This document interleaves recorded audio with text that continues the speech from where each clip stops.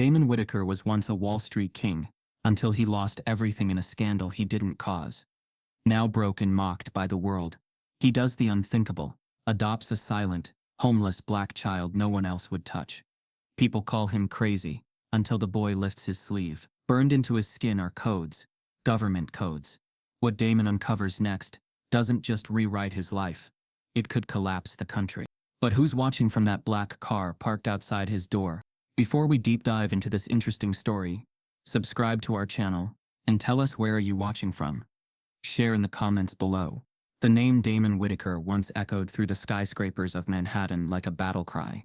A self-made tycoon with a reputation for spotting market trends before they went mainstream. Damon had carved his empire from raw grit and relentless ambition. By the age of 39, he had turned his boutique equity firm into a billion-dollar juggernaut. He graced the covers of Fortune and Business Insider. He gave TED Talks on financial psychology, champagne-soaked galas bore his name, and venture capitalists lined up for a piece of his insight. But all it took was a single allegation to rip it all away. Insider trading. The accusation spread through the media like wildfire. A leaked email here, a phone call recorded without context there. None of it proved anything concrete. But that didn't matter. Public opinion had already decided. Television pundits labeled him a Wall Street fraud. Former colleagues distanced themselves. Some even claimed they had always felt something shady about him.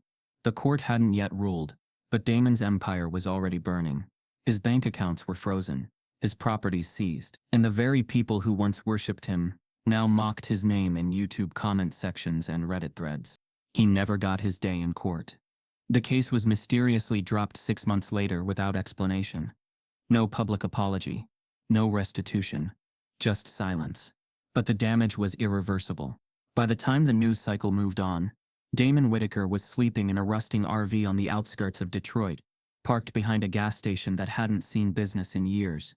The floor sagged, the heat barely worked, and the leaking ceiling dripped onto a stack of damp notebooks filled with scribbled regrets. He lived mostly off canned beans and gas station coffee. The man who once popped bottles in Dubai was now heating ramen on a portable stove, watching life pass by through foggy glass. Yet Damon never drank, never smoked, never gave in to despair. Somewhere inside him, the fire still flickered, dim, fragile, but alive. In the mornings he walked the neighborhood, not the polished glass jungle he once ruled, but the decaying remnants of Detroit's forgotten corners. Graffiti-covered alleys, abandoned factories, kids with bruised faces and too thin jackets. Damon started offering what little he had. A sandwich, an old coat, sometimes just a warm place to sit in the RV for a few hours. Word spread slowly. Local teens, most of them black and ignored by the system, began trickling toward him. They came in silence. Some were high, some were scared. All were hungry for food, for safety, for someone who looked them in the eye without fear or judgment. Whispers started soon after. People called him crazy, accused him of trying to buy redemption. Why would a broke white man feed homeless black kids? They'd ask, with curled lips. He probably wants something. Rumors grew darker, more twisted. Some said he was grooming them. Others said he was starting a cult. No one asked Damon directly. They just watched, judged, and filmed on their phones from a distance. But Damon didn't care about the stares. He saw something familiar in those kids, the same loneliness he now carried. He saw brilliance beneath the grime, strength behind the silence. He wasn't trying to be a savior. He wasn't looking for salvation. He just couldn't stand watching the world spit out the same pain it had dumped on him. Then one evening, everything shifted. It was just past sunset when Damon noticed the boy. Small, maybe 10, maybe older. It was hard to tell under the dirt and torn hoodie. He was standing near the dumpster behind the liquor store, across from Damon's RV. Motionless. Watch. Damon called out, gently, offering half a sandwich and a seat in the warmth. The boy didn't move, didn't blink, just stared with eyes that had seen too much. For 3 nights in a row, the boy came back, never closer than 20 feet, always silent, always alone. On the 4th night, Damon left a sandwich on the curb and went inside. When he peeked out an hour later, the sandwich was gone. The boy wasn't. Something about him gnawed at Damon. It wasn't just the silence, it was the stillness, the way the boy stood like he was made of stone, barely breathing, like he was waiting for someone to notice him, but afraid they might. That same week, Damon found a set of footprints behind the RV. Small, barefoot, leading toward the woods. But it hadn't rained in days. They weren't fresh. He stared at them for a long time, heart pounding, realizing they weren't from any of the other kids he'd seen before. This boy wasn't from the neighborhood. He wasn't known. He didn't speak. And yet he kept returning. Every instinct told Damon something was wrong. The next evening, as the sun dipped behind the burned-out skyline, the boy appeared again, closer this time. Just across the road, still not speaking. Just watching. Then, for the first time, he moved. He took a step forward. Damon opened the RV door. But before he could say a word, the boy turned and bolted into the darkness. A mysterious young boy begins following Damon, but never speaks. Every evening, without fail, the boy returned. He never spoke, never begged, never even made eye contact. He simply stood half-hidden behind broken fences, dumpsters or vacant doorways, like a ghost trying to remember how to be human. Damon noticed patterns. The boy never wore shoes, even as autumn dragged icy winds through Detroit's forgotten corridors. His hoodie hung off his shoulders like a wet rag, its sleeves chewed at the ends. He seemed to materialize only after dark, after the world had folded in on itself. And he never walked toward Damon, only ever away. Damon tried everything. Warm meals left at the curb, a thick jacket hanging from the RV door, even a handmade note scrawled on cardboard. "You're safe here." The food was sometimes taken. The note disappeared, but the boy never came closer. The silence became unbearable. Some nights Damon would sit just inside the RV, door cracked open, pretending to read while his eyes tracked shadows. He started recognizing the rhythm of the boy's movements, the slow shuffle past the liquor store, the pause behind the dumpster, the long stare toward the busted neon light flickering above Damon's trailer. One night, as a drizzle turned the street to mirror-like glass, Damon stepped out and left a small radio on the stoop. It played jazz, soft and crackling. The boy stood under the street lamp, unmoving. For a second, Damon swore he saw him flinch, not in fear, but recognition, like the music had touched something buried. Still, he didn't come closer. But the rain did. What began as a drizzle turned to a punishing downpour.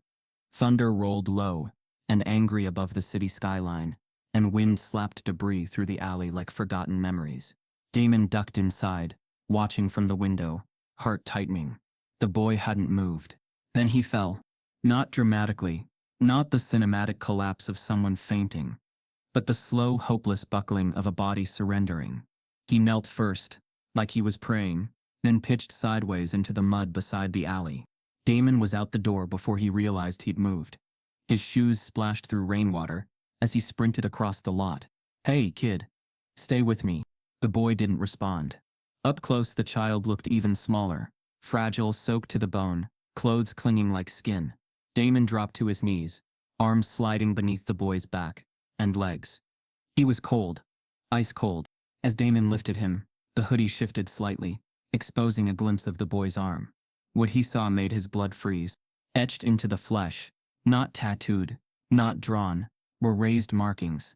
Scars, brands, letters that didn't form words but symbols. They looked surgical, intentional, and impossibly cruel. Someone had burned them into this child's skin. Damon cradled the boy tighter, shielding him from the rain as he rushed back to the RV. Inside, he laid him gently on the cot, covering him with blankets. The boy stirred but didn't wake. His chest rose and fell with shallow, whispering breaths. As the storm howled outside, Damon lit the small space heater and wrapped a warm towel around the boy's feet. He worked methodically, as if doing so could block out the knot of dread tightening in his gut. Who branded a child? And why? As the boy slept, Damon gently pulled back the hoodie again, exposing more of the arm. The same symbols, burned in a straight line up to the shoulder. Old scars, maybe years old, not fresh, but not healed either. Whoever did this wanted them permanent. The rain pounded louder, and the lights flickered. Damon sat back, staring at the boy's face for the first time. Really staring. Beneath the grime, the shadows, the swollen lips and sunken cheeks, there was something familiar. He reached for his old laptop, still functional, if barely, and typed in a few search terms. Missing black child, Detroit, child found scars, trafficking victims, burned symbols on children. Pages loaded slowly, glitching between updates. Most led nowhere. But then a link to a local blog run by a former social worker. Unsolved cases, children forgotten by the system. Damon scrolled. Dozens of names, faces, stories. Then he stopped. A photo. Black and white. Blurry. Aged. But unmistakable. A small black boy, maybe 6 or 7. Same high cheekbones. Same eyes. Listed as missing nearly 4 years ago. Name unknown. Age. Estimated 6. Found wandering near the Ohio border. Then vanished again before placement. Branded symbols noted. Authorities closed the case citing insufficient leads. Damon blinked. Heart racing. The face was older now, thinner, but it was him. It had to be. He stared at the screen, then back at the boy, then the screen again. Questions thundered inside him. Who was this child? Where had he been all this time? What did those brands mean? And why did no one seem to care? Then the lights cut out. Total darkness swallowed the RV. Damon froze, heart hammering. From outside, a soft knock. Not at the door, at the window. He turned slowly. The boy was still asleep on the cot. The knock came again. Someone was out there. Damon uncovers an old news clipping about a missing child, and the face matches the boy. The knock at the RV window never came again.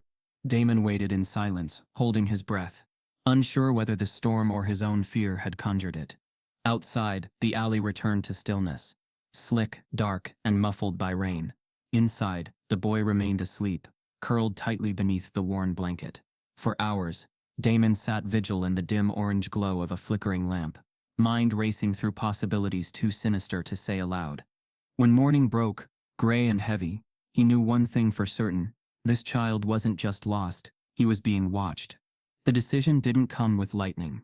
It unfolded like a slow burn. Damon couldn't explain why the boy had latched onto his soul. Maybe it was the silence they both shared. Maybe it was the fact that every institution that should have protected this child had failed him. But something inside Damon shifted. Something deeper than instinct. He would not let the boy disappear again. He called him Jalen. The name came to him like a whisper. Soft but steady. Jalen. It felt right. Damon said it aloud in the quiet moments, as if inviting the child to respond. For days, Jalen remained mute, speaking only with his eyes. Eyes that carried stories written in trauma. But Damon didn't wait for permission. He began the paperwork. That alone became a war. He walked into the Child Protective Services office with wrinkled clothes, no fixed address, and a scarred reputation that screamed liability. The woman behind the plexiglass didn't even hide her smirk when he asked for fostering forms. "You're not serious," she said flatly. "I am," Damon replied, voice steady. "You're on record. Suspended licenses. Pending history. No convictions." She arched a brow. "You are unemployed. Living in a trailer. And you want to foster a minor? I want to keep him alive." The application process became a gauntlet of red tape and judgmental stares. Every form he submitted came back with new requirements. Proof of income. Background checks. Home inspections. The system wasn't just cold, it was hostile. Still, Damon pushed forward. Meanwhile, the world around him erupted. Word of the former Wall Street golden boy adopting a black homeless child spread faster than he imagined. A viral tweet posted a blurry photo of Damon walking beside Jalen. Is this a movie or a crime scene? Suddenly, everyone had an opinion. He's using that kid for sympathy. Must be part of a trafficking ring. First he scams Wall Street. Now he's collecting lost black kids. Former colleagues surfaced from nowhere, slinging shade in podcasts and interviews. One ex-associate laughed. Damon always had a savior complex. This is classic narcissist behavior. Talk shows debated whether Damon was unstable or simply delusional. Instagram influencers clout-chased with reaction videos, dissecting his creepy obsession with the boy. The racism poured in disguised as concern. Why not adopt a kid who looks like you? What if he turns violent? You know how those neighborhoods are. Anonymous comments on forums were worse, but the worst came from within the community he thought he could trust. At the local shelter, a staff member pulled him aside and said, "White men like you don't just do things out of kindness. That boy isn't your redemption story." Damon didn't respond. He just held tighter to Jalen's hand. Every time he returned to the RV, the pressure built. He tried shielding Jalen from the noise, but the internet was cruel and omnipresent. The boy might not speak, But he could see. He noticed the way people stared longer now. The way cars slowed when they passed. The sudden surge of microphones and cheap cameras. Damon's past was being used to frame his present. Even his bank, the last one he had left, froze his account, under fraud suspicion. The only thing keeping him afloat now were donations from a few sympathetic strangers who found his GoFundMe online and hadn't bought into the smear campaigns. But each donation came with a warning. Be careful. People in power don't like their sins exposed. Jalen watched everything in silence. He'd sit by the small window, drawing in the condensation with his fingers. Strange symbols that vanished when the glass dried. Damon asked about them once, but the boy only shrugged. Then, on the 11th day, something shifted. Jalen came down with a fever. It hit fast. One moment, he was quiet, alert. The next he was curled in Damon's arms, trembling and soaked in sweat. Damon rushed to a nearby clinic, but was turned away. We don't treat unaccompanied minors without paperwork. He's my son, Damon said through gritted teeth. Then prove it. Desperate, he found an underground nurse, who agreed to treat Jalen in exchange for a promise. When this all blows up, and it will, don't forget who stood up for him. That night, Damon sat beside Jalen, wiping sweat from his brow, whispering stories of a life before all this, of buildings taller than clouds, of deals struck over sushi and champagne. He wasn't sure why he told them, maybe to remind himself he was once more than what they painted him to be. Jalen opened his eyes. For a second they locked onto Damon's clear, sharp, ancient. Then the boy spoke. A whisper. Raspy. Barely audible. He used to wear gloves. Damon blinked. What? Jalen stared at the ceiling. The man who burned me. He wore gloves. Silence fell like thunder. Damon leaned in. What man? When? But Jalen's eyes closed again, as if the memory had exhausted him. Gloves. Burned.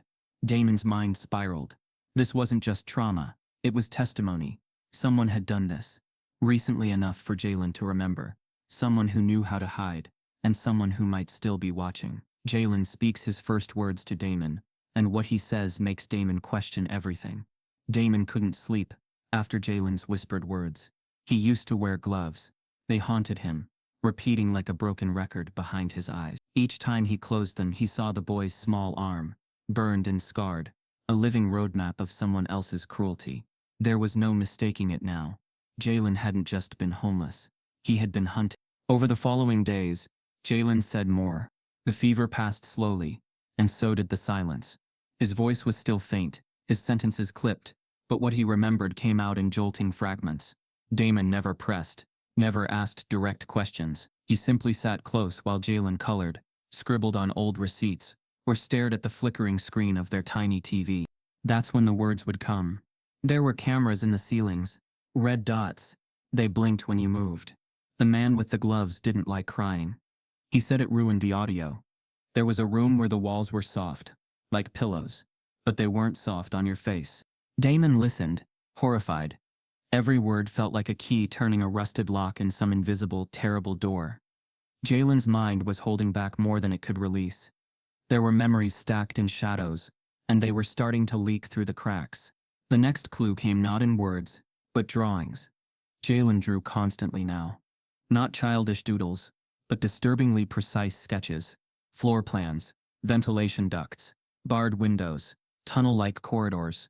Damon spread them out on the RV floor like puzzle pieces. None made sense alone, but together they painted a place no child should know. There was one detail Damon couldn't ignore. Every sketch included symbols etched into the walls, the same symbols Jalen had drawn on the fogged windows. Repeated, deliberate, ritualistic. Damon started researching everything. The symbols, underground facilities, unsolved child disappearances, experimental programs, military operations near Detroit. The deeper he went, the darker it got. He uncovered whispers of government-funded behavior experiments from the 90s, long buried behind classified stamps and non-disclosure orders. Files hinted at psychological conditioning on orphaned or undocumented children. Most of the leads went cold fast. Pages were scrubbed, forums deleted. Still, Damon kept digging. That's when his internet started glitching. First, browser crashes, then total blackouts.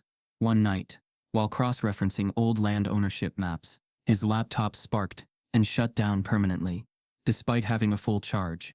Then came the phone calls. Blocked numbers. Static on the line. Once, just silence, until a voice whispered, "You're feeding poison to something that was supposed to die." He began noticing people watching them. A man parked in the same black van, down the block, every day. A woman in sunglasses who loitered at the corner store, always pretending to browse but never buying. Once someone left a broken flash drive on their windshield. Inside, when plugged into a friend's computer, was a single video, a looping surveillance clip of Damon carrying Jalen into the RV the night he collapsed. The message was clear: "We're watching." At the same time, Damon enrolled Jalen in a nearby charter school, hoping to inject some normalcy into the boy's life. It only made things worse. Within a week, he got a call from the school counselor. Jalen had been written up for unprovoked aggression. When Damon asked for specifics, they claimed he stared too long at a classmate and refused to comply with instructions. He arrived to find Jalen sitting outside the office, alone, head down, fists clenched. The principal greeted Damon with a cold, performative smile. "We're concerned about his behavior. He's been disruptive and frankly intimidating." "He doesn't even speak in class," Damon replied calmly. "Exactly. It makes the other students nervous." Damon caught it immediately. The loaded tone. The weaponized silence. A black boy, traumatized and withdrawn, was being coded as threatening because he didn't perform comfort for the white teachers and students around him. On the walk home, Jalen said nothing. But when they reached the RV, he finally spoke. "She had a tattoo on her hand." "Who?" Damon asked. "The woman at the school. The one who asked me if I liked closets." Damon's breath caught. "What kind of tattoo?" Jalen drew it on the fogged window. A crude, jagged X inside a circle. Damon's stomach dropped. It was the same symbol from the drawings. The same symbol burned into Jalen's skin. He couldn't deny it anymore. This wasn't random. Jalen hadn't stumbled into trauma. He had escaped from something vast, organized, and buried deep beneath smiling institutions and forgotten places. That night, while Jalen slept, Damon stepped outside to breathe. The cold bit at his skin as he lit the only cigarette he allowed himself in months. He stared at the alley, at the blinking streetlight above. Then he noticed it. An envelope.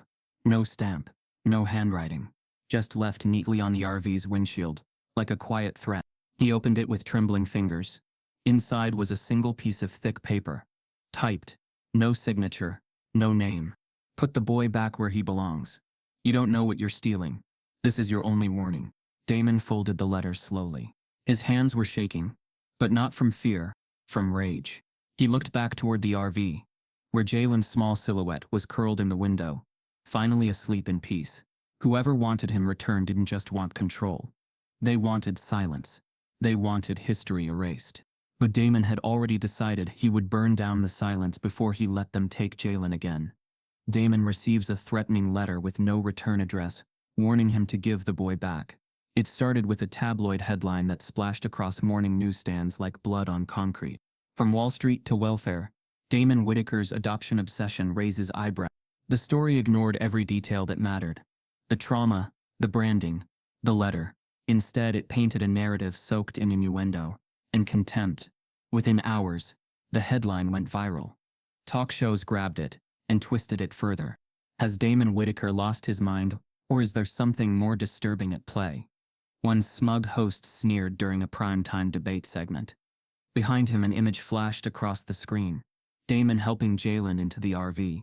Paused at just the right angle to look secretive. The word predator appeared in flashing red text beneath. Every channel seemed to follow. BuzzFeeds, gossip blogs, right-wing YouTubers. They all pounced.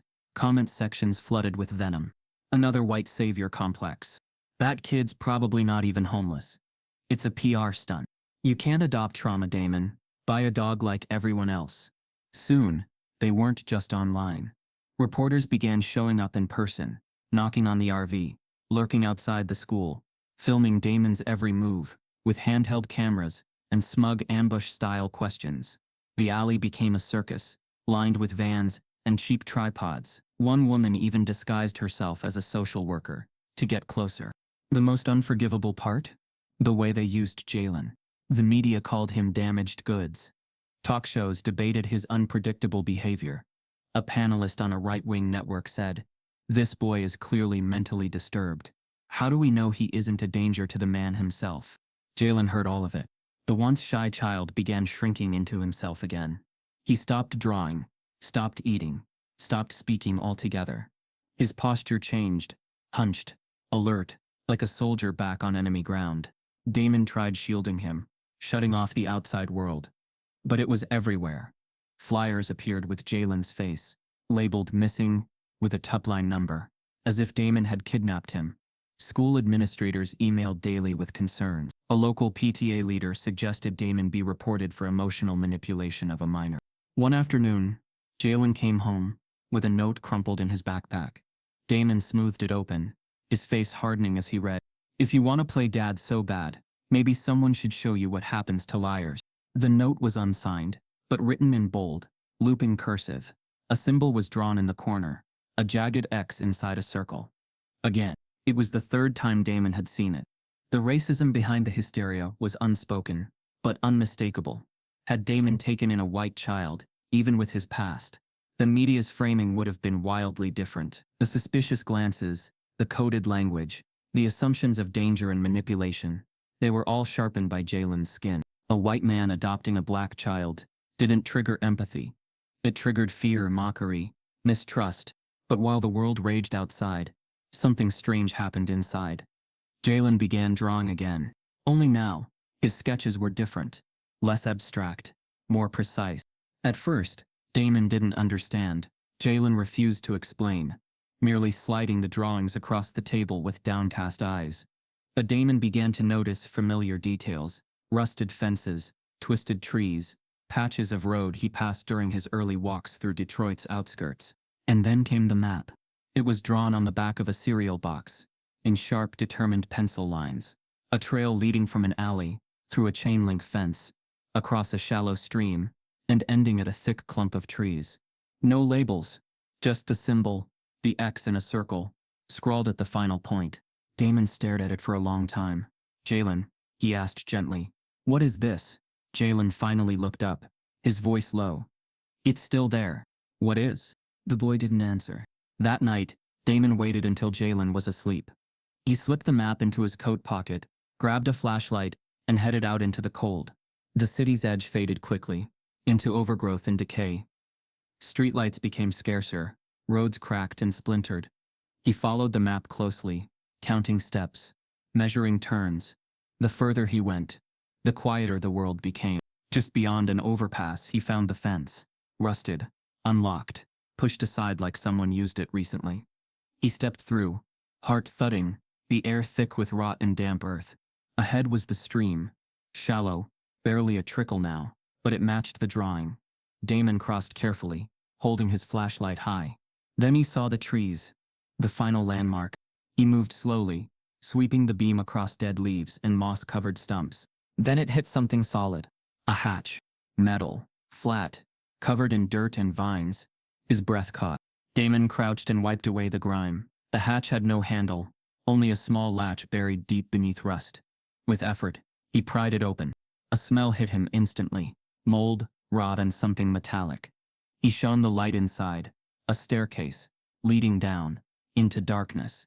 Damon follows one of Jalen's sketches, and finds a hidden tunnel in the woods. The metal hatch groaned as it opened, coughing up the scent of forgotten years. Mildew, rust, and something sour that twisted Damon's gut the moment it hit his nose. The flashlight beam trembled slightly in his hand, revealing steep, narrow steps carved into the dirt, reinforced in parts with rusted sheet metal. It looked unstable, dangerous, and deeply wrong. But Jalen had drawn this, and Damon couldn't walk away.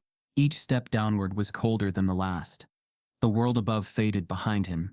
The moonlight, the whispering wind, the sounds of far-off cars, all vanished as the tunnel swallowed him whole.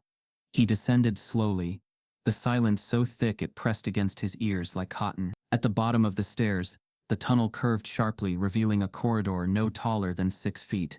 The walls were concrete, patched with damp spots and streaks of brown. The flashlight's beam slid over something ahead, metal glinting. Restraints, bolted into the wall, still connected by heavy chains. Damon stopped breathing for a moment. He stepped closer, the sound of his boots on the gravel floor suddenly deafening. There were more. 5 sets in total, spaced evenly. Each bore scratches around the bolts, deep, desperate claw marks that suggested someone had tried to pull themselves free. The air shifted, denser, older. He moved further in, his light cutting through the dark to reveal more horrors. A pile of torn children's clothing shoved into a corner, mold crawling across the fabric. Nearby, a tray of medical tags, yellowed with time. Damon reached down and picked one up. The name section was blank, but the back held a code. P37B, re-entry pending. The silence suddenly didn't feel empty. It felt watched. His hand shook as he recorded with his phone, sweeping slowly from the chains to the tags, then to the back wall where symbols had been scrawled in charcoal or blood. It was hard to tell. The X within the circle appeared over and over, some small, others massive, all drawn with a frantic kind of repetition. This wasn't a storm shelter. It wasn't some abandoned fallout bunker.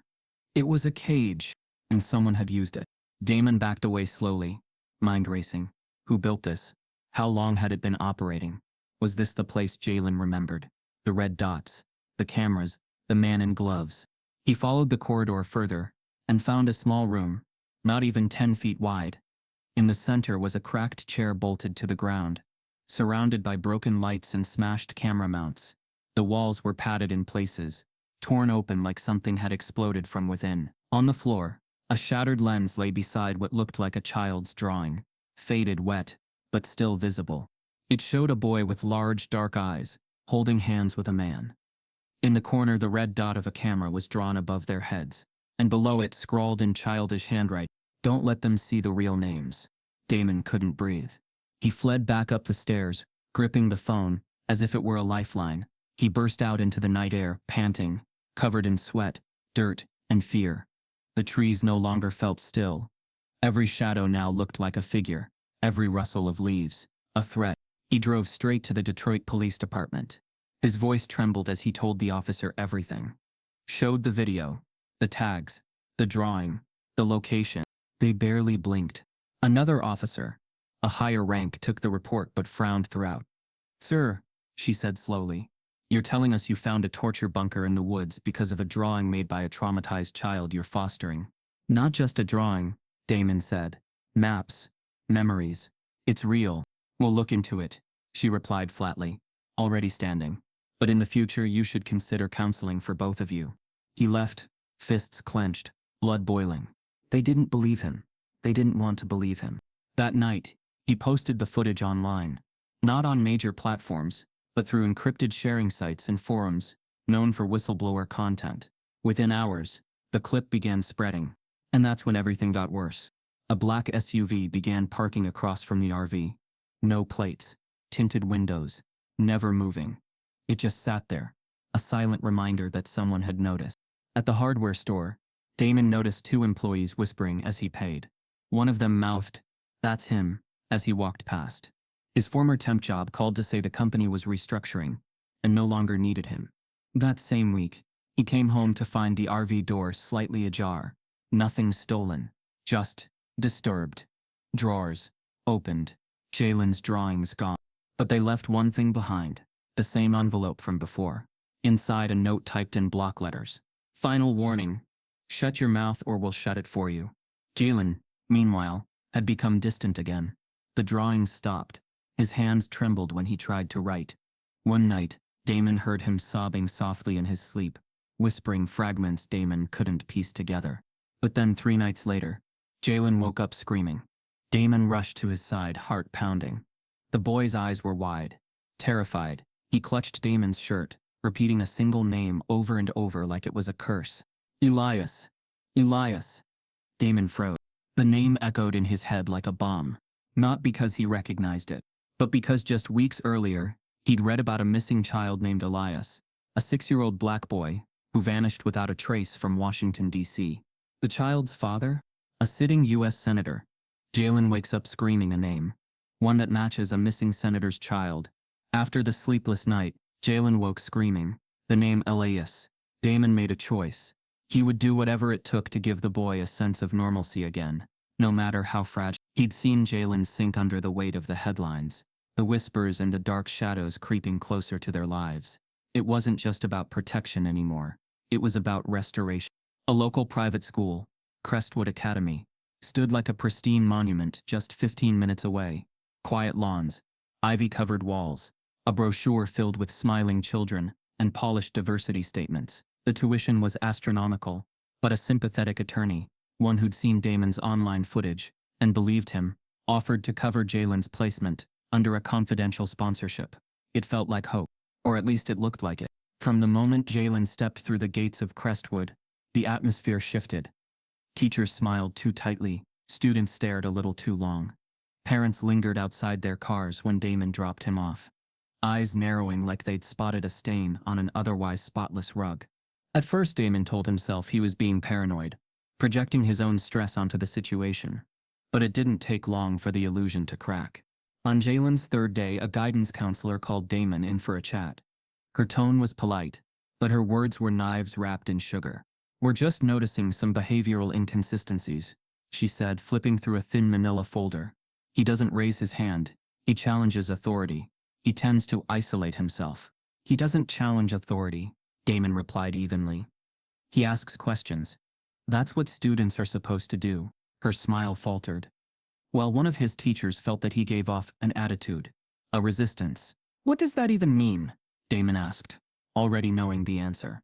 No concrete examples, no broken rules, just a feeling. By the end of the week, Jalen was accused of stealing a set of earbuds from a wealthier white student. No evidence, no witnesses, just a teacher's suspicion. They suspended him for 2 days pending investigation. Damon demanded a meeting with the principal. He arrived to find 3 staff members already seated, 2 administrators and a school psychologist. Their expressions were rehearsed, calm, defensive, guarded. The psychologist cleared her throat and began. "Mr. Whitaker, we've noticed some troubling patterns. Jalen appears to struggle with emotional regulation. He exhibits signs of trauma, possible oppositional defiance." "You mean he doesn't smile on command and doesn't call you sir fast enough?" Damon snapped. The principal raised a hand. "Let's stay professional." "No, let's get honest," Damon said. "If Jalen were white, clean-cut with freckles and a tucked-in shirt, you'd call him reserved. Because he's black and quiet, you're calling him dangerous." A long silence. Then the principal, a balding man with paper-thin lips and an unshakable air of entitlement, folded his hands and said quietly, "Maybe a child like that doesn't belong here." The sentence hung in the air, like smoke from a burning cross.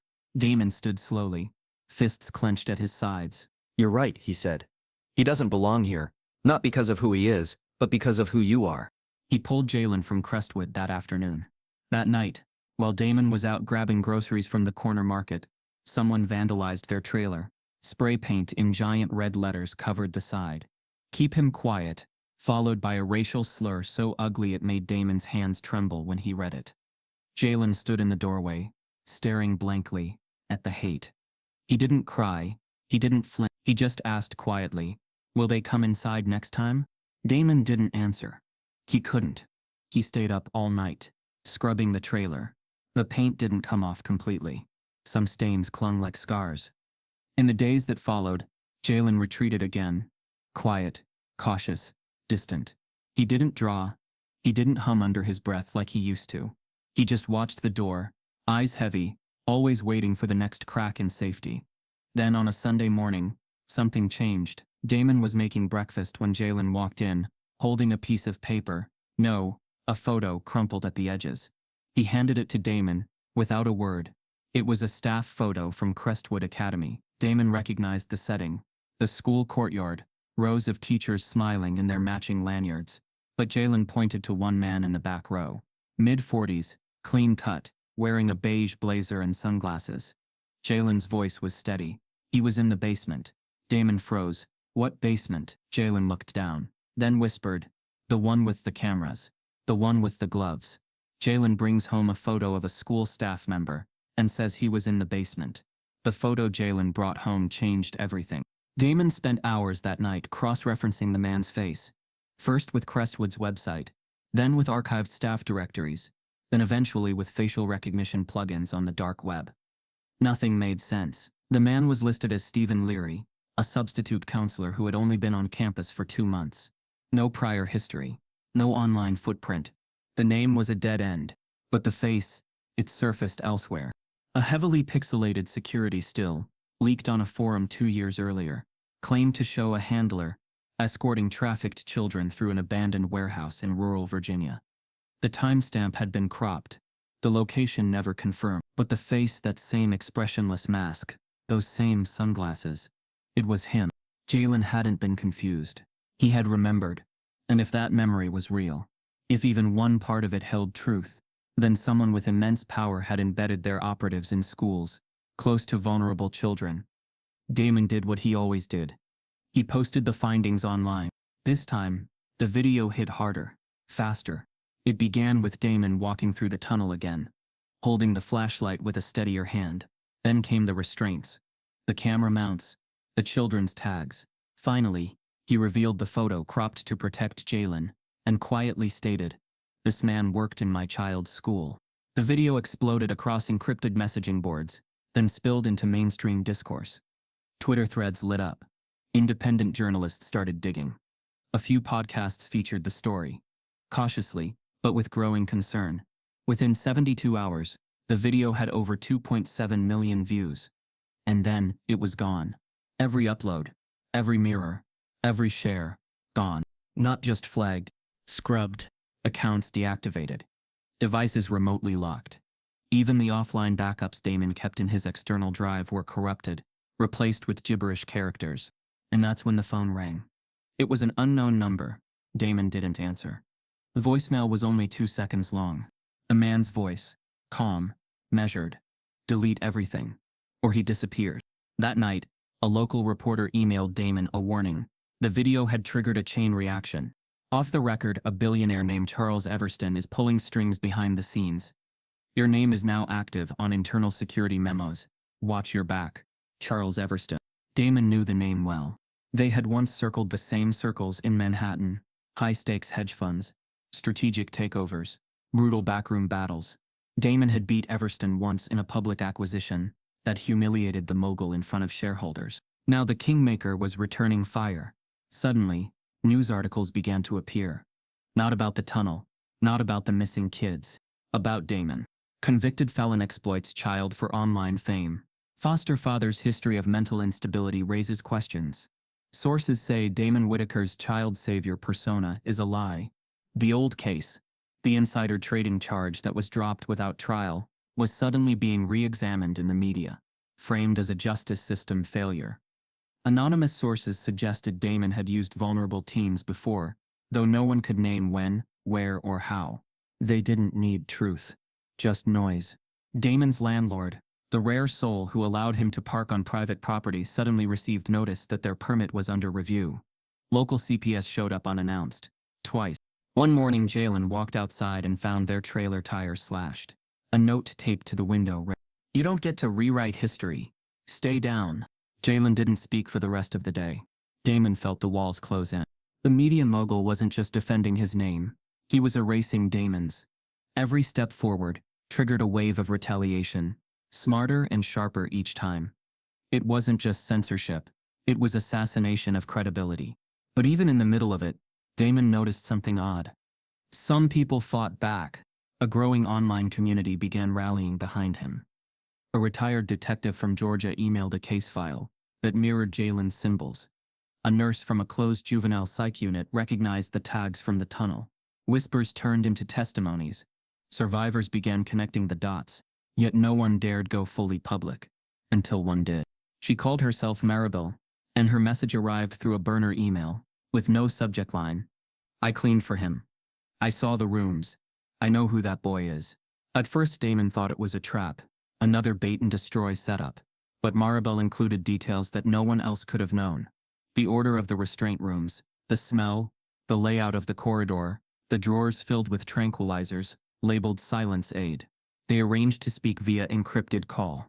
Her voice was shaky, accented, aged by guilt.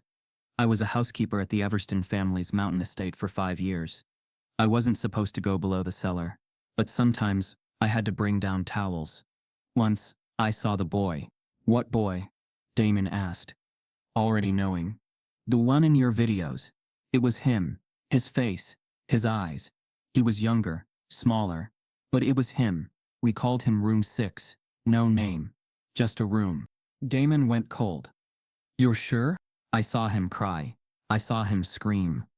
But we were told never to speak. We were told they were emotional experiments. That's the word they used. And I didn't, I'm sorry. She paused. There's more. I remember the senator visiting. He brought documents. Signed things. One night, the boy disappeared. They said he'd been reintegrated. But I always wondered, what if he got out? Damon's heart thudded. He whispered, why are you telling me this now? Her voice cracked. Because you're right. That boy, Jalen, he's not just any kid. He's the kid. The one they were all afraid of. A former maid of the mogul reaches out and says Jalen's not just any kid. He's the kid. The call with Maribel left Damon rattled to the core. It wasn't just her trembling voice or the horrific details. It was the certainty, the chilling, unwavering certainty in her words. That boy is the one they fear. Damon knew then that speculation wasn't enough anymore. He needed proof. Biological. Undeniable. Unerasable. It was a risk. A massive one. But he had no choice. That night while Jalen slept, Damon swabbed the inside of his cheek. He didn't want to do it without permission. But the stakes were bigger than both of them now. He sent the sample through a private lab used by investigative journalists and whistleblowers. One that promised zero government data sharing. It would take 10 days. During those 10 days, the pressure cooker boiled over. More news stories popped up questioning Damon's sanity.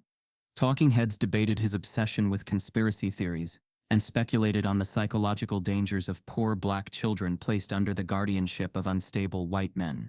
Phrases like narrative manipulation, emotional grooming, and false memory syndrome flooded the headlines. No one wanted the truth. They wanted compliance. Jalen stopped sleeping through the night again. He clung to Damon, flinching at shadows, tensing every time a car door slammed outside. His trauma wasn't fading. It was evolving, adapting to the new world that was now hunting them with white-collar precision. Still, Damon kept documenting everything. He kept digging, and then the email arrived. Encrypted, marked urgent. The subject line, genetic analysis, Whitaker case, level 4 match. Damon opened the attachment and stared at the screen, his hands going numb. The report was clear, clinical, undeniable. Jalen shared first-degree genetic markers with Elias B. Wycliffe III, the son of Senator Bertram Wycliffe, who had famously lost his 6-year-old child in what was declared a boating accident during a weekend retreat for elite families. The body was never recovered. The senator grieved publicly, held press conferences, passed legislation for child safety protocols, built memorials. But the DNA didn't lie. Elias wasn't dead. He was Jalen. Damon's vision blurred. His pulse thundered in his ears. It all made sense now. The deletions, the surveillance, the threats, the refusal of institutions to listen. Jalen wasn't just a witness. He was the scandal itself, the hidden shame of a system that buried its sins in concrete basements and private bunkers. He printed the results and placed them into a secure envelope. We're going to fix this, Damon told Jalen that night, sitting beside him on the cot. No more hiding. No more silence. Jalen nodded slowly, eyes wide. He didn't ask how. He didn't ask why. He just said he was my father, wasn't he? Damon's throat tightened. I don't know what he was, but he doesn't own you. The next morning, Damon contacted a prominent civil rights attorney known for exposing systemic corruption. She agreed to meet the next day, intrigued but cautious. They didn't make it that far. At 7:42 a.m., while Jalen was brushing his teeth, a sharp knock pounded the RV door. Damon opened it to find 2 uniformed police officers and a woman in a brown blazer holding a clipboard. Damon Whitaker? She asked, voice ice cold. Yes? We've received a report of an unsafe environment. As of this moment, Jalen is being placed into temporary protective custody pending further investigation. Damon's voice cracked. He's not in danger. He's safe with me. You have no right. We have every legal right, sir. She cut him off. You are not his biological father, nor his court-appointed guardian. Jalen stepped into the hallway, toothbrush in hand. He saw the uniforms, the woman, the open door. No, he whispered. 2 more officers entered. Damon raised his arms, trying to shield Jalen. No charges have been filed against you at this time, one officer said. But you are being temporarily detained while Child Protective Services conducts their inquiry. What inquiry? Damon yelled. Where's the warrant? Where's your justification? Sir, step outside the vehicle. Jalen screamed. No, don't take me. The officer grabbed Damon's wrists, cuffed him, pulled him down the metal steps. Jalen ran forward, arms outstretched, panic in his voice. Don't let them take me back. The woman in the blazer scooped him up as he kicked and thrashed. She's lying. Please. She's one of them. She had the gloves. She had the gloves. Damon fought to turn his head, to see, to memorize her face. Her nails were painted red. A cold chill sliced through him, but the doors slammed shut. The RV stood empty, and Damon was shoved into the back of a police cruiser, screaming for a child no one had ever intended to let go. Jalen is taken away. Damon is handcuffed. No charges, no explanation. The jail cell was smaller than a closet, and colder than any courtroom Damon had ever stood in. Concrete walls, a rust-stained sink, and a metal cot bolted to the ground. No phone call, no paperwork, no explanation. Just the silence of the state, thick, intentional, and weaponized. For the first 6 hours, Damon tried to stay calm. He paced, breathed, tried to convince himself this was some bureaucratic mistake, that a lawyer would arrive, that someone would ask questions, that justice would show up. But by hour 12 he realized no one was coming. They hadn't arrested him.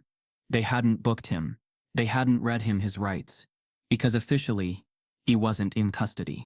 He was being held, contained, silence. Meanwhile, outside he could only imagine what was happening to Jalen, taken by a woman with red nails, and a face too familiar. Damon replayed it in his mind, over and over. Jalen screaming about the gloves, begging not to be taken, kicking as if his soul was clawing out of his body, and then, nothing. The walls began to press in. Sleep came in fragments, jagged and haunted. Every noise outside his cell sounded like footsteps coming for him. Every clink of keys raised his hope, only to crush it when they walked past. 3 days passed before anyone spoke to him. It wasn't a lawyer. It wasn't a cop. It was a man in a blue suit, face smooth and empty. No charges, the man said. No record of your detainment. You're just being observed. For safety. Whose safety? Damon asked, voice rough. The man smiled thinly. You know the answer. He left without giving a name. Damon's release came 12 hours later. Quiet, unceremonious, under the cover of early morning fog. They dropped him off outside a closed gas station with no phone, no wallet, and no coat. His RV was gone. So was every trace of Jalen. Damon spent the next 72 hours trying to find him. He called every number he knew, visited every CPS office in the state. No records, no caseworker, no file. Every office claimed nothing had been filed under Damon's name. No Damon Whitaker existed in the system. It was like the boy had never existed. Until the letter came. It was folded into his coat pocket, the same coat he'd been arrested in. Damon hadn't noticed it at first, but when he slipped it on, something scratched against his ribs. A piece of paper, tightly folded, no envelope, no stamp. Inside, in shaky handwriting, were just 2 sentences. They said, my name is Elias again. But I'm still me. The woman with red nails works for the white-haired man. There was no return address. No signature. But the paper smelled like the vanilla soap Jalen always used. Damon sank onto the sidewalk, letter trembling in his hand. Rage swelled in his chest, colliding with helplessness until he could barely breathe. He needed a plan. He needed allies. The problem was, most of them were gone. The sympathetic lawyer had vanished. Her office phone rang endlessly. Her website redirected to a maintenance page. One of the independent journalists who had interviewed Damon was found in a motel outside Lansing, dead of an accidental overdose. Despite being publicly sober for over a decade, someone was cleaning house. But not everyone was afraid. Late one night, a knock tapped against the window of the borrowed basement where Damon now slept. He pulled back the curtain to find a teenage boy, maybe 15, holding a flash drive. "Oh, I don't know you," Damon said, opening the window cautiously. "No," the kid replied, "but I know him. The boy. I was in the program too." Damon stared. The kid nodded. "They moved us between facilities. Different names, different uniforms. But I remember the basement. And I remember the gloves. He handed Damon the drive. I got out, but not all of us did. The flash drive contains security footage, grainy, time-stamped, unedited. Damon watched for hours. Kids in hospital gowns, escorted down stairwells, medical staff with faces blurred by motion, and in one clip, unmistakably, Jalen, younger, hair shorter, standing in a hallway lined with red lights. And then a name. In the corner of one frame, written on a whiteboard behind him. Elias B. Wycliffe. Phase 3 evaluation. Damon felt everything shift. This wasn't theory anymore.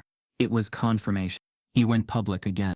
He uploaded the footage to secure sites, sent it to underground media, mailed physical copies to 5 different cities. This time, he made it unkillable. And it worked. People noticed. Former staff from elite facilities began contacting him, under aliases. A few even came forward anonymously on livestream. They described experiments on memory suppression, obedience conditioning, and re-identification. The phrase used most often was elite compliance projects, to use that. But the most chilling came from a nurse who had worked at a private trauma facility tied to the Wycliffe family. They didn't want the kids to remember who they were. They wanted them to become who they were told to be. And if they resisted, they vanished. As public attention surged, Damon received a second letter, this time in a child's handwriting, the lines shaky but familiar. Inside was a GPS coordinate, and one final message. I have a second escape plan. Don't trust the woman with red nails. Not even when she cries. The letter ends with a GPS coordinate, and a warning not to trust the woman with red nails. The instructions on Jalen's letter had been vague, but the intention was sharp. Follow the river bend, find the mossy rock, uncover the clue. Damon drove the last stretch on foot, guided more by intuition than GPS. The land was thick with fog and memory, the kind of silence that made every twig snap feel like a warning shot. Under the moss-covered boulder, tucked inside a rusted tin, he found a single page, lined notebook paper, the edges damp. Jalen's handwriting was hurried, but legible. If they move me, look for the place with the black smoke and broken windows. I drew the people I saw. One of them was her. No address, no directions. But the clue was enough.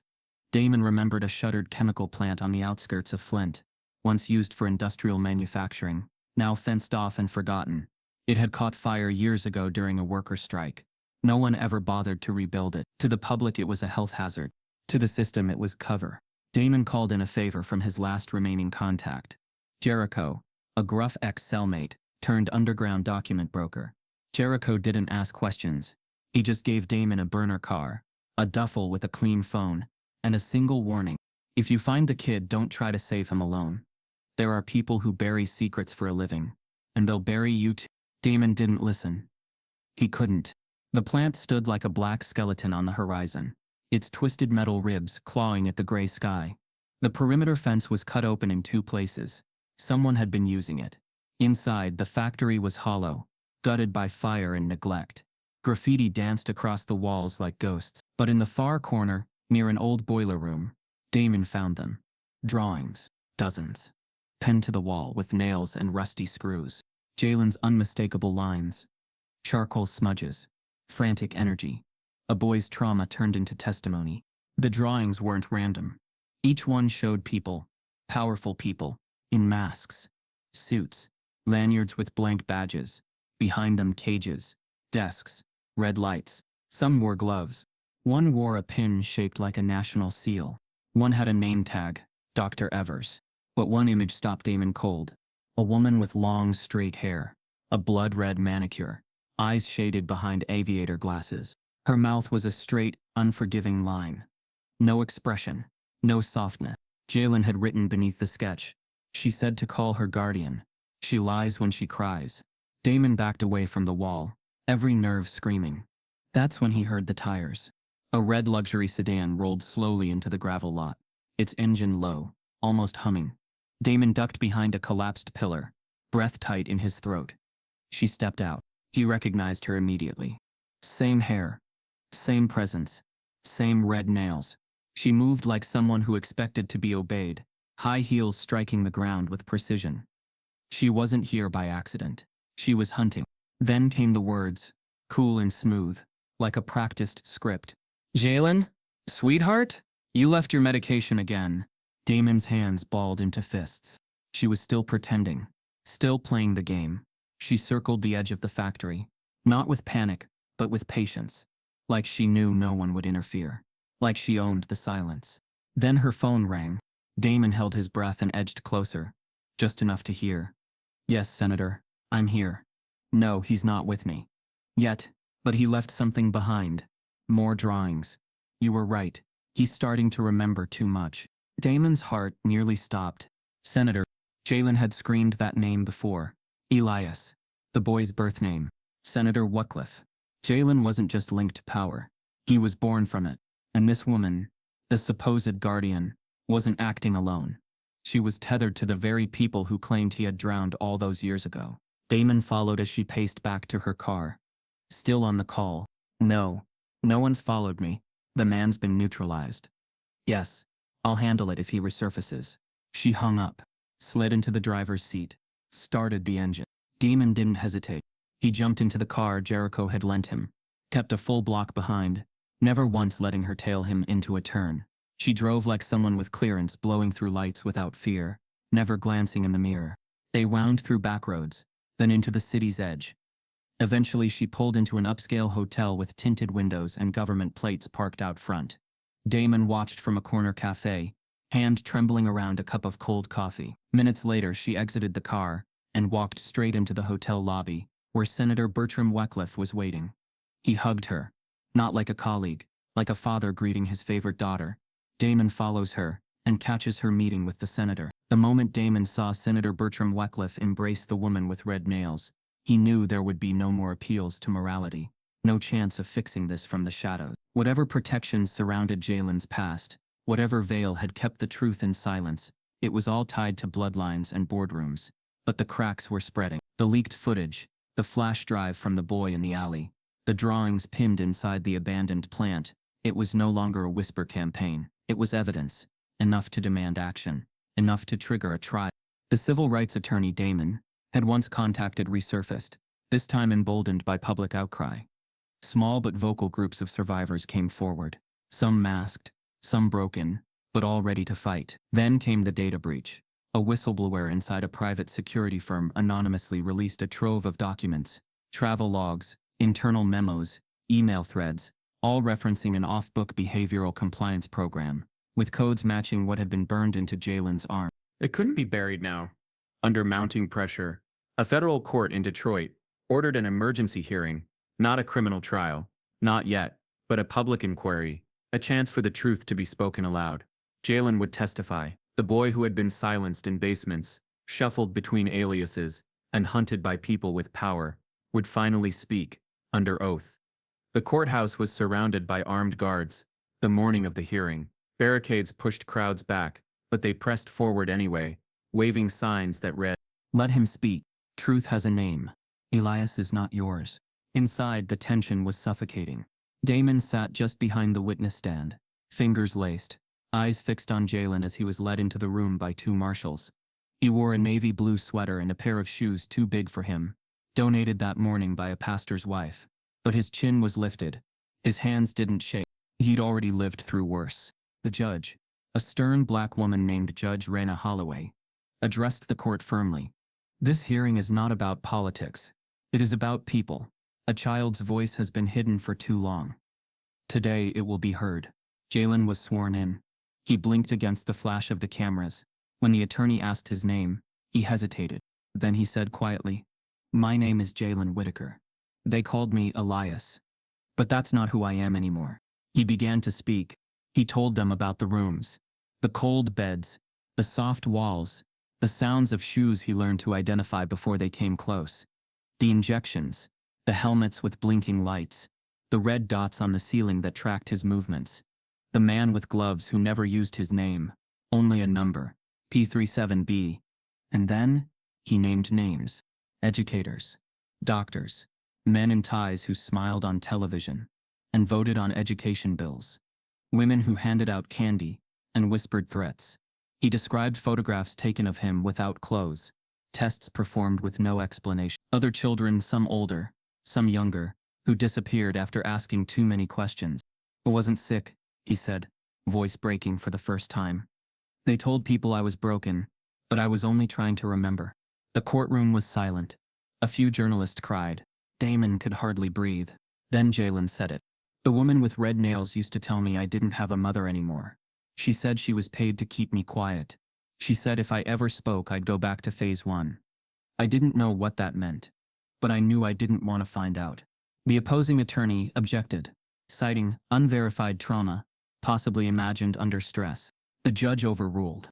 When asked if he could identify anyone involved in the courtroom, Jalen scanned the crowd and pointed to the back row, where a sharply dressed man in a navy suit sat with a half smile. It was one of Senator Wetcliffe's aides. Pandemonium erupted. Security rushed forward. The man stood but didn't resist, simply turned and exited, as if bored, escorted by U.S. Marshals now awake to the storm they had ignored too long. Judge Holloway banged her gavel. This court will recess for deliberation. I will be reviewing submitted documentation alongside this testimony. Expect a ruling before sunset. Damon walked Jalen back to a holding room, where they sat together in silence. Jalen stared at the floor, not trembling anymore, just quiet. You did everything right, Damon whispered. You gave them the truth. No one can bury it now. Jalen looked up. They're going to try. They didn't have time to respond. Outside the courthouse, a sharp crack echoed across the plaza. Then another. Gunfire. Screams flooded the halls. Officers ran.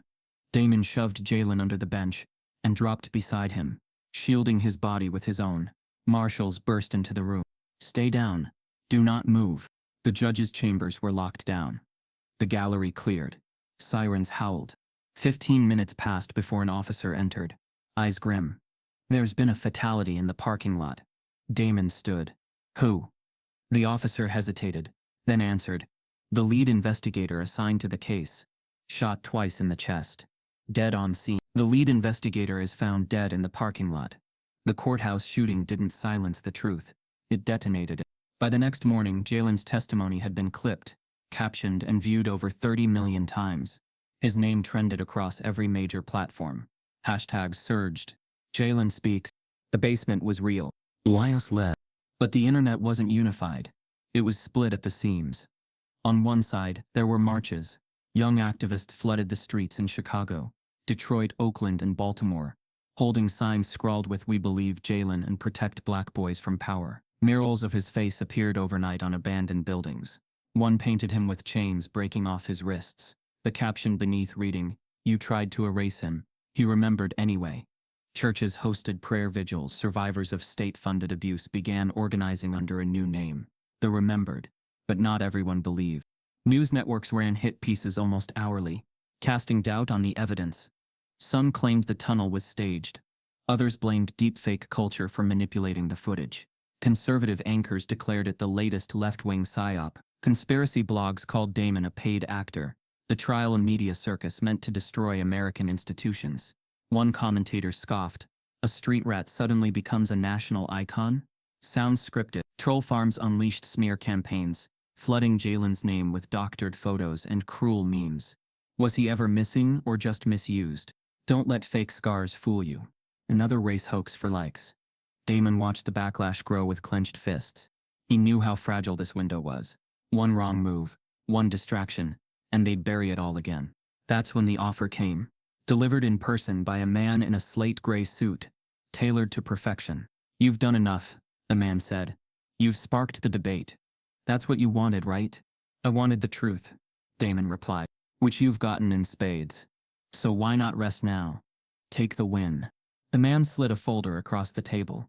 Inside, a wire transfer authorization, a non-disclosure agreement, and a property deed to a private villa in Belize. $7 million. Tax-free. Untouched. Untraceable. All he had to do was disappear. "Consider it gratitude," the man added. "And a warning. There are people tired of being exposed. Let the boy go. Let the story end." Damon stared at the paper. For a moment he saw a life without sirens, without surveillance. He could build something. Buy back what was taken from him. But then he looked up at the television and saw Jalen, sitting on a park bench beside another child, sharing crayons. The boy was smiling.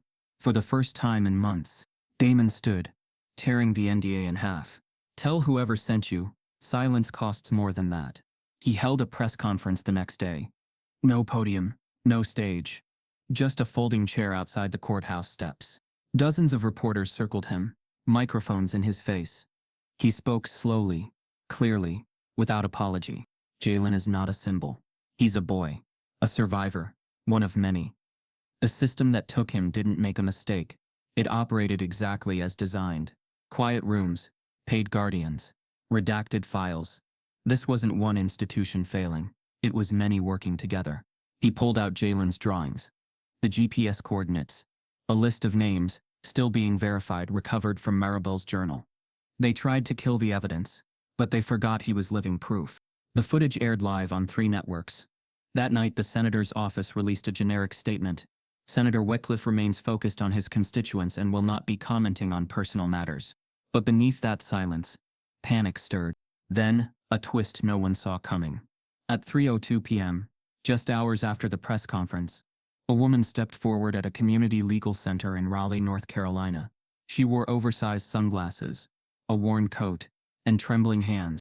She introduced herself to the intake clerk and said only, "I have something that belongs to a boy named Elias." The footage she carried was sealed in a weathered manila envelope. 12 years old. Digitally time-stamped. No edits. No glitches. It showed a 6-year-old boy being escorted into a concrete room by 2 men. One wearing gloves. The child wore a t-shirt that said Camp Wycliffe Family Weekend. A whistleblower steps forward, with security footage from 12 years ago. The footage leaked from Raleigh detonated across every platform like a truth bomb no one could defuse. There was no mistaking the child, even at 6 years old, with chubbier cheeks and a high-pitched voice. The wide, solemn eyes were unmistakable. It was Jalen, or as the footage labeled him, Jaden Calloway.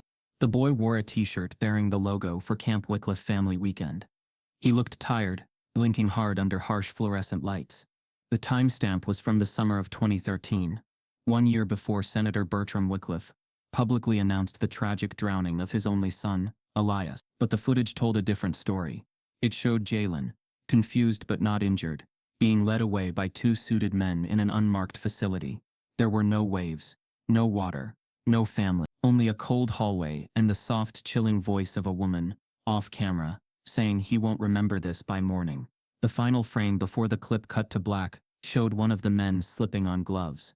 The world lost its mind. News networks halted regular programming. Special investigations aired non-stop. Anchor after anchor used the same phrase: shocking betrayal, deliberate deception, state-funded silence. A panel of legal experts confirmed what was already obvious. Senator Wycliffe had staged his own child's disappearance to protect an underground operation designed to manipulate memory, obedience, and behavior in minors. Kids marked as at-risk or unclaimed were funneled into clinics disguised as treatment centers. Some were adopted under new names. Others, like Jalen, were never supposed to re-emerge. But he had. And now, the nation watched in horror and awe. The government scrambled. Within hours of the leak, Department of Justice officials launched formal inquiries. Subpoenas flew. A task force was assembled. FBI vehicles rolled up to former Everston Foundation properties. Arrests began. Low-level handlers, former doctors, psychologists with mysteriously scrubbed resumes, private contractors with falsified credentials. They were pulled from golf courses, airports, gated communities. Each claimed ignorance. Each denied knowing Jalen. But then came the hard proof. Damon, backed by civil rights attorneys and a wave of grassroots support, released additional documents found among Jalen's tunnel sketches. On one was a signature, faint, half-burned but verified as that of Senator Bertram Wycliffe. It was written on an intake form. For Jaden Calloway. The senator had signed off on his own son's transfer. The motive? According to documents recovered by the whistleblower, in Raleigh, herself a former data technician for the Everston Foundation, Jalen had displayed exceptional cognitive processing speed, high emotional sensitivity, and a rare neurological pattern, identified in early brain scans. He was targeted not because he was weak, but because he was gifted. Too gifted. The program needed obedience, not insight. And when the senator realized his son could not be molded, he made a deal. He gave him up. The cover story about a boating accident was carefully staged. A closed casket funeral, a charity in Elias's name. Speeches about water safety and fatherhood. The public wept for the grieving senator. But behind the scenes, he erased his own blood to keep a secret worth billions. As this truth unraveled, protests intensified. Thousands surrounded government buildings, chanting Jalen's name, alongside others, names of children once forgotten. Investigative journalists unearthed more evidence of similar programs operating under the guise of juvenile rehabilitation. From coast to coast, the myth of moral authority cracked. Damon, once labeled a conman and predator, was now hailed as the man who broke a system designed to destroy boys like Jalen. And yet, the senator was nowhere to be found. As federal agents raided his official properties, his personal estate outside D.C. was found completely abandoned. Surveillance footage showed a black car leaving the property hours before the warrant was served. Inside the home, everything had been wiped: computers, files, even family photos. It was like he never existed. Jalen didn't speak to the media. Instead, he returned to the one place that had kept him grounded: the burnt-out trailer, where he and Damon had first begun rebuilding trust. He stood outside it one night, staring at the spot where the graffiti once burned red. "Keep him quiet." Now it was gone, but the memory stayed. Damon joined him silently. "I'm not him," Jalen said quietly. "Not anymore." "You're not," Damon replied. "You're more."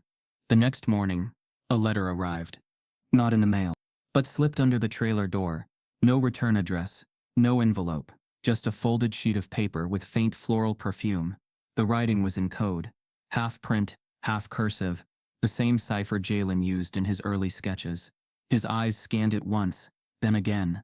His lips parted slightly, unsure. "What is it?" Damon asked. Jalen swallowed.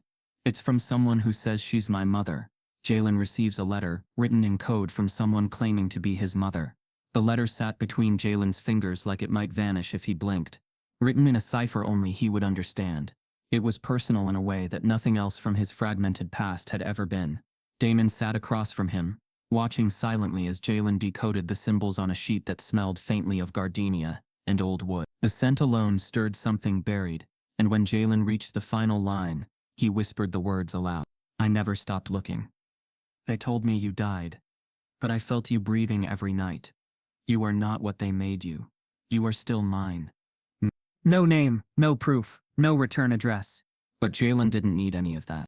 The tilt of the handwriting, the code structure, the way she signed with a dash and a single letter, just like she used to when she taught him games under their porch steps, before everything collapsed. It was real. It had to be. Damon waited a long moment before speaking. "You believe her?" Jalen nodded slowly. "She believed I was alive, even when the world buried me." The letter didn't change everything, but it changed enough. Weeks passed, and the legal system, under enormous public pressure, moved swiftly. Jalen's identity was formally restored. He was no longer listed as a missing person, a ward of the state, or a number in a file. He was legally recognized as Jaden Calloway, but he asked for more. "I want to keep both names," he told the judge during the final hearing. "Jaden was the boy they took. Jalen is the boy who came back. I am both." The judge, tears threatening her composure, approved the petition with a nod. Jalen Calloway Whitaker. A name that didn't just restore a child. It rewrote history. With help from civil rights leaders, trauma experts, and survivors from across the country, Jalen and Damon co-founded the Whitaker Calloway Initiative, a nonprofit dedicated to finding, protecting, and supporting children who had been silenced by the very systems built to protect them. The foundation wasn't just symbolic. It was loud, disruptive, unapologetic. It published a report listing over 50 facilities nationwide linked to child erasure programs. It offered legal aid to youth in abusive institutional care. It pushed legislation to require body cams and third-party oversight in all youth detention and residential therapeutic centers. But most of all, it gave names to the nameless. Jalen refused interviews at first. He didn't want fame. He wanted function. When he finally did speak, at a packed auditorium in D.C., his words were clear. "I am not a miracle. I am a reminder of what happens when silence becomes strategy, and of what it takes to break that silence wide open." The crowd rose, not in applause, but in solemn unity. Meanwhile, Damon's slate was wiped clean. All pending allegations were dismissed. His criminal record from the insider trading scandal, the one orchestrated to ruin him, was expunged. The state offered him a role in a new federal oversight committee on child welfare and trafficking prevention. He declined. "I've had enough of titles. he said. I'd rather build from the ground. Instead, he continued working from within the foundation, helping families navigate the systems that once devoured him. Quietly, relentlessly. But peace, they learned, was a shifting target. One morning, the news quietly reported the death of Carla DeWitt, the woman with red nails, found face down in a lake outside her family's estate. Official cause, drowning. But no water in her lungs. No witnesses. No clear time of death. A whisper ran through their circles. Some said it was justice. Others said it was a message. Jalen said nothing. But that night he locked every window and moved his desk away from the curtains. Because even with names reclaimed and voices returned, he knew something others tried to forget. Secrets never die quietly. On the Foundation's 6-month anniversary, a small crowd gathered at their new community center in Detroit, the city that once housed Damon's resting RV, now the site of a state-funded trauma recovery hub. Jalen stood near the entrance, his name etched in brass beneath the center's arch. Kids ran past him, laughing, drawing, living. He watched them with a stillness that came not from fear, but responsibility. I don't feel like a hero, he told Damon quietly. You don't have to, Damon replied. You just have to make sure they're never forgotten. The two stood in silence for a while, until dusk fell, and headlights appeared at the far end of the road. A sleek black sedan, unmarked, tinted windows. It slowed to a stop across the street from the center. The engine remained running. The driver didn't step out. Jalen stared at it from the front steps, every muscle tense. He knew that shape. He knew that silence. Damon walked beside him slowly. Do you recognize it? Jalen didn't answer. He just narrowed his eyes and watched. At night, a black car parks outside his new home and doesn't leave. They tried to silence him, to erase his name, his memories, his worth, just because he was black, forgotten, and inconvenient to power. But he remembered. He fought. And now, others are finally being seen, because he refused to stay quiet. If you believe no child should be buried by a system built to break them, type yes. If you believe in justice, subscribe if this broke your heart.